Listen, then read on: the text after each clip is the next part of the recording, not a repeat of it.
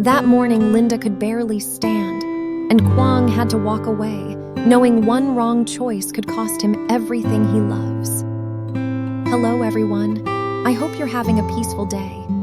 Today, we'll step into a quiet but tense chapter of Linda and Quang's life, where a man torn between $1 billion responsibility and his wife's fragile health must decide what truly comes first. If this story touches you, don't forget to subscribe so you won't miss the next episodes.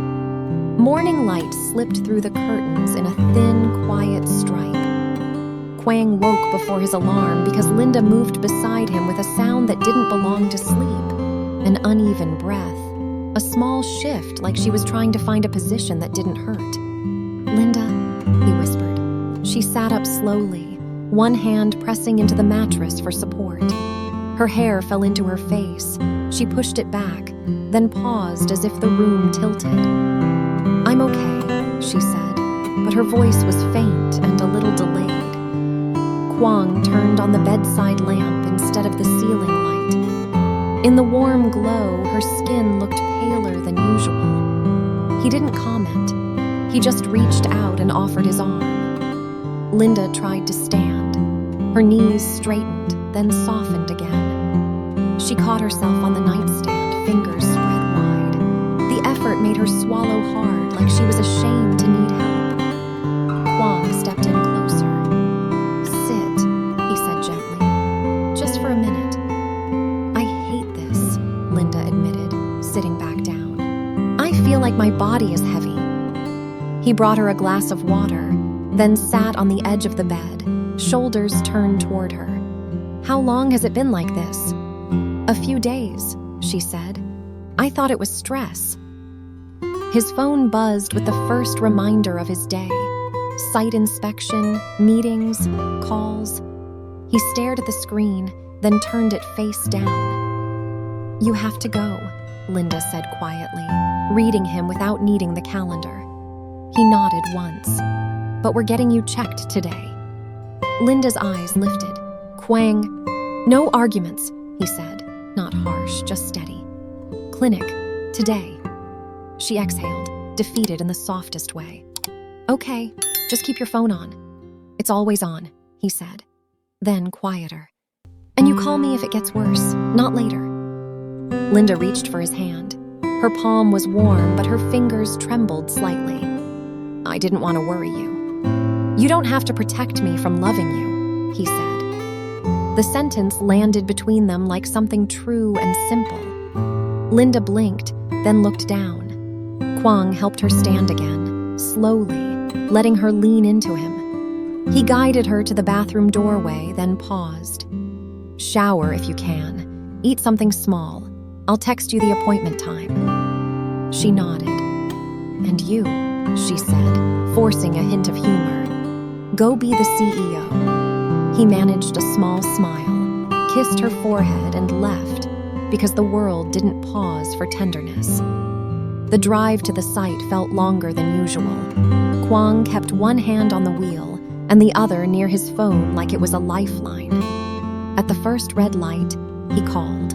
Linda answered on the second ring. "Hi, did you eat?" he asked. "Toast," she said. "Good. I got you a clinic slot at 4. Rest until then." "Thank you," she murmured, and the softness in her voice stayed with him after he hung up. At the construction site, the day turned loud. Engines, steel, voices calling measurements. The structure rose in stages under the sun. Quang walked the perimeter with the foreman, checked safety barriers, asked about a delayed delivery, and signed off on a change order. He spoke clearly. He kept people moving, but every vibration in his pocket tightened his chest. He forced himself not to check his phone every minute, but his attention kept drifting home. Near noon, he stepped aside behind a concrete column and called again. "I'm here," Linda said. "How do you feel?" "Tired," she admitted. "My legs feel weak." "We're going in a few hours," he said. "Just stay on the couch. Don't try to push through." "I'm not," she promised, though it sounded like she was still trying.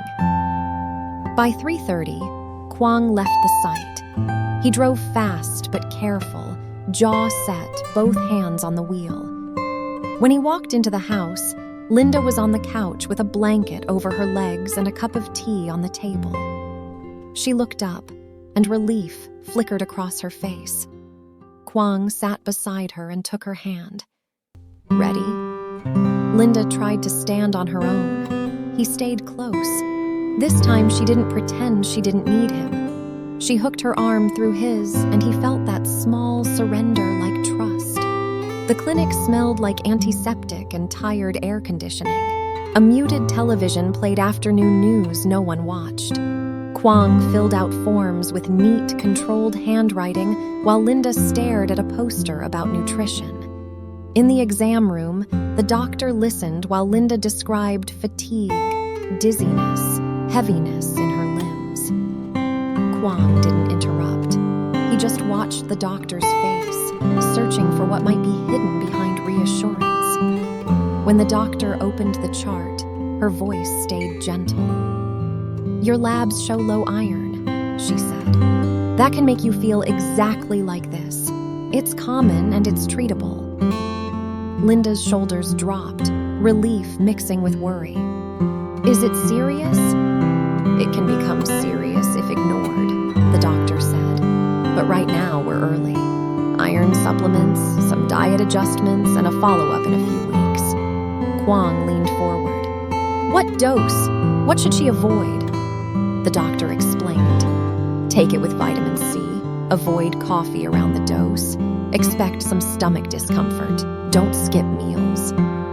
Quang nodded, storing each detail like it mattered more than any meeting. On the way out, Linda held the printout in both hands. "I feel stupid," she murmured, "like I couldn't handle something basic." Quang stopped near the exit and turned toward her fully. "Don't talk to yourself like that," he said. "Your body asked for help. We listened." Outside, the sky had softened toward evening. Quang guided her into the passenger seat and buckled her in, not making a show of it, just careful. Then he drove straight to the pharmacy. He asked the pharmacist a few questions, matched the recommendation, and bought the iron and vitamin C. At the counter, he grabbed a small notebook without thinking. In the car, Linda glanced at it. "What's that for?" "So I don't mess up the schedule," he said. Her eyes warmed, a shine she tried to blink away. "You're doing too much." Quang started the engine and looked at her with a tired kind of honesty. "I'm doing what I can." At home, he set the bag on the kitchen table, poured a glass of water and warmed it slightly because he knew she drank more when it wasn't cold. He opened the notebook and wrote in simple lines. "Iron after breakfast. Vitamin C with iron. No coffee 1 hour before or after." Linda stood at the counter watching him. "You're treating me like a project plan," she teased softly. He looked up, and his expression eased into something tender. "You're the only plan I refuse to fail." Linda stepped closer and rested her forehead against his shoulder. Quang wrapped an arm around her and held her there, not trying to fix everything at once. In the quiet kitchen, with the day finally behind them, he stayed still, steady enough for both of them to breathe. Quang set the notebook beside the kettle and turned the stove down to its lowest flame. The kitchen felt different now, quieter, slower, like it had agreed to move at Linda's pace. He pulled out a chair and guided her to sit, keeping his hand lightly at her elbow until she was steady. "Just sit," he said.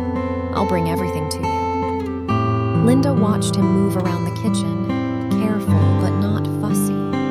He rinsed fruit, sliced it thin, laid it on a small plate instead of a big one. He placed the supplements beside her glass of warm water, then checked the time on his phone before nodding to himself.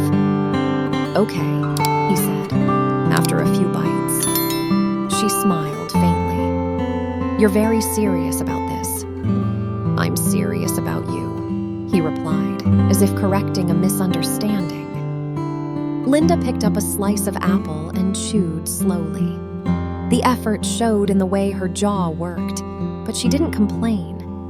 Quang stayed across from her, pretending to check emails he wasn't really reading, his eyes lifting every few seconds to make sure she was still upright, still breathing evenly. After a while, she leaned back and closed her eyes. "I'm tired," she admitted. "I know," he said. "Finish the water, then couch." He helped her stand, and this time she didn't argue when he kept an arm around her waist. They moved together through the living room like they had done 1,000 times before, but now every step had intention. Quang arranged the pillows so her back was supported, then draped the blanket over her legs.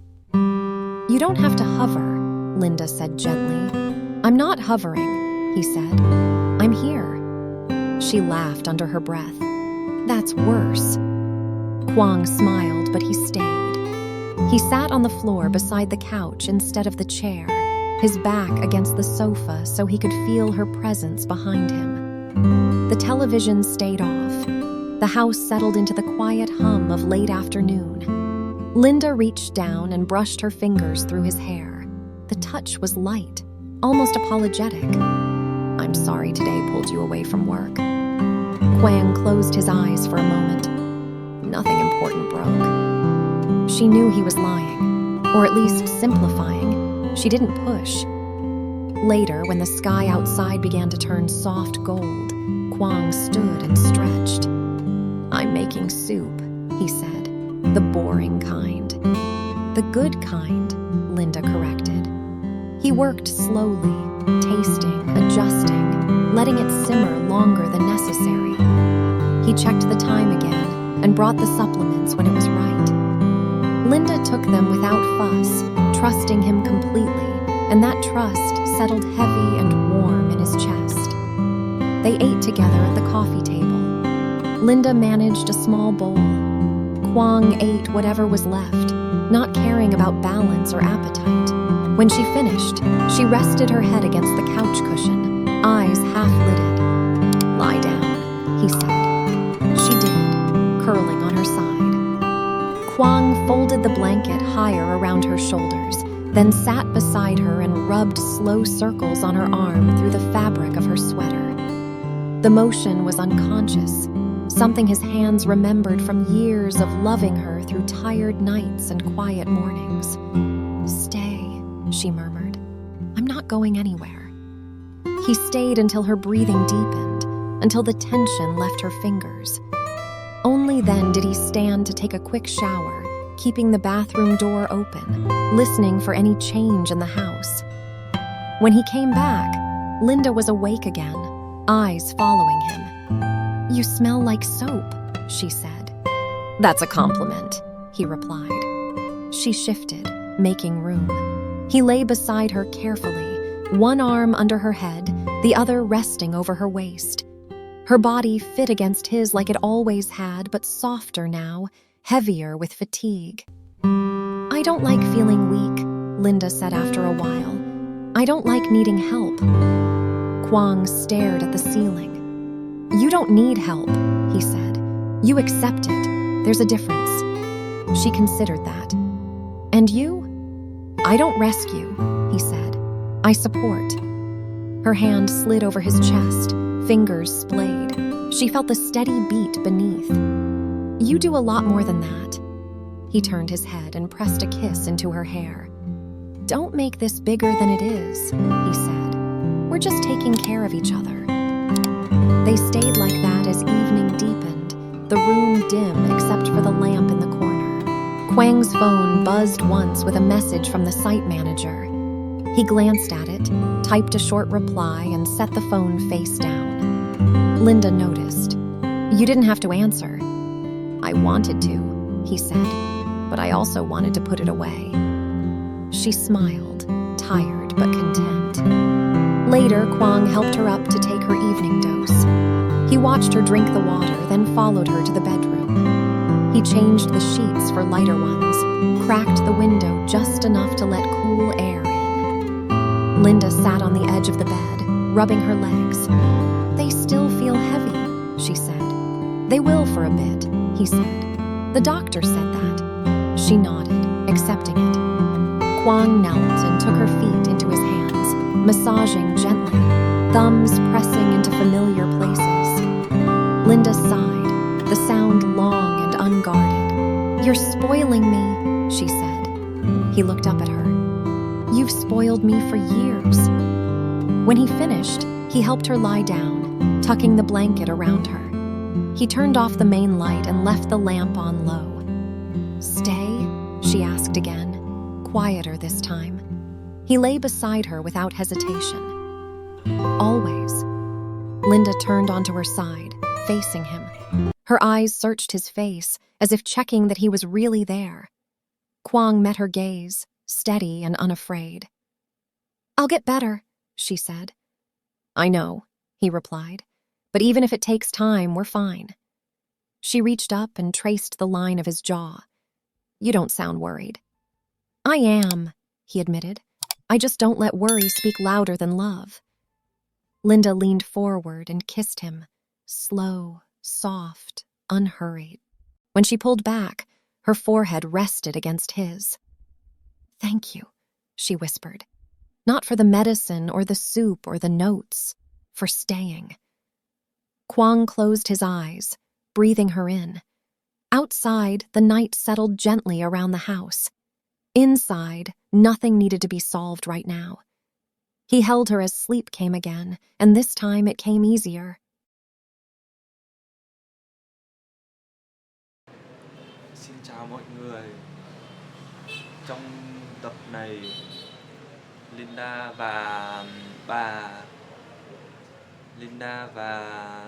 theo bà và cậu cháu ra nương mía. Dưới nắng sớm, bà vừa chặt mía vừa kể chuyện ngày xưa. Dậy chặt 3 hoặc 4 khúc cho đẹp để bán được giá. Đồng mía cao dần, 45 đồng trở thành hy vọng cho phiên chợ.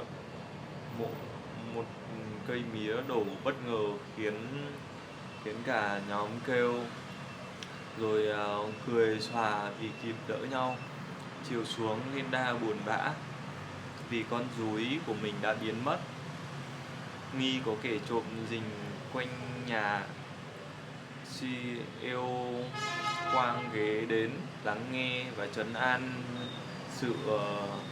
và tự sửa chiếc camera cũ trong kho, kéo dây lắp trước sân nhà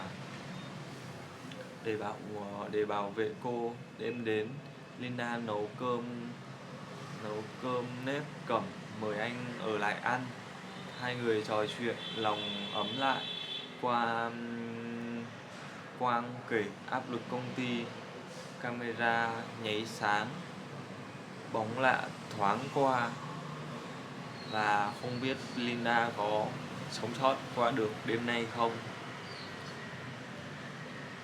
Mọi người nếu thấy video hay, hãy cho mình một like, một subscribe. Cảm ơn mọi người nhé.